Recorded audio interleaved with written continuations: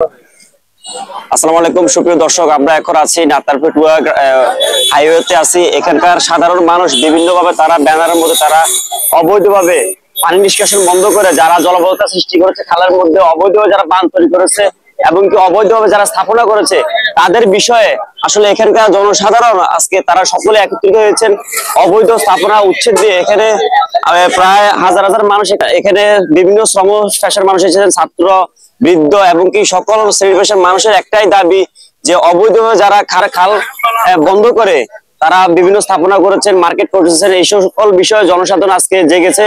এসব বিষয়ে আমরা এখানকার স্থানীয় থেকে কিছু জানার চেষ্টা করব। জানতে চাই এবং আমাদের এই যে মেইন রাস্তার পাশে যে খালটি ছিল, খালটির পূর্বপাশে বিশাল এলাকা, এখানে আপনার নাঙ্গলকোট পর্যন্ত বিভিন্ন গ্রামের যে মাঠগুলা, ওই মাঠগুলার বৃহৎ আমাদের কৃষক ভাইদের বিভিন্ন সিজনাল ফসলের ক্ষয়ক্ষতি হচ্ছে এবং আমাদের নিচু যে জায়গাগুলা বা নতুন বাড়িগুলা যারা বাঁধেছে গ্রামের বিভিন্ন লোকেরা, ওখানে অধিক পানির কারণে মানুষের বাচ্চাদেরও জানের নিরাপত্তা থাকছে না। দেখেন দর্শক, এখানে বিভিন্ন শ্রেণী পেশার মানুষ, শিক্ষক, ছাত্র সকলে কিন্তু ঐক্যবদ্ধভাবে এই অবৈধ স্থাপনা উচ্ছেদের জন্য সকলে ঐক্যবদ্ধ হয়েছে।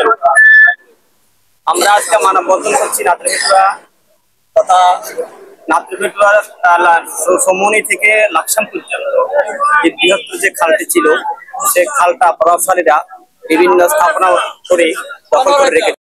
খালগুলো দখল করে কেউ তার দোকান নির্মাণ করেছেন, কেউ তার পুকুরের সাথে অ্যাড করেছেন। আমি ওদেরকে আহ্বান করবো, এই অতি দ্রুত সরকারের নির্দেশনার মাধ্যমে আপনারা আপনাদের অবৈধ স্থাপনাগুলো সরিয়ে নেবেন এবং খালগুলো পুনঃখননের জন্য বিশেষভাবে অনুরোধ করছি। আর একটি কথা, আপনারা যারা এখনো অতীতের ন্যায় মনে করছেন যে সরকার জায়গা দখল করে চাঁদাবাজি করবেন, আপনাদের এই স্বপ্ন দুঃস্বপ্নে পরিণত হবে। আমি বিশ্বাস করি আপনারা যারা করেছেন, যদি নিজে পারেন নিজ দায়িত্বে আপনারা সরকার ভাঙে নেওয়ার আগে আশা করি আপনি আপনার স্থাপনাগুলো ভেঙে বাড়িতে নিয়ে যাবেন। আপনার যদি আবারও ভাবেন যে আমি এখান থেকে ভাড়া নিয়ে বাড়িতে নিয়ে বাজার করবো, এটা আপনি বোকার সঙ্গে বাস করেন। এখন আর জুলুমের দিনে বাংলাদেশে নাই। ছাত্র জনতা সবাই ঐক্যবদ্ধ হয়েছে, সবাই ঐক্যবদ্ধভাবে আপনাদের প্রতিহত করেছে, দেশ ছাড়া করেছে এবং আপনার স্থাপনাকেও বুড়িগঙ্গা নিয়ে ফেলবে ইনশাল্লাহ।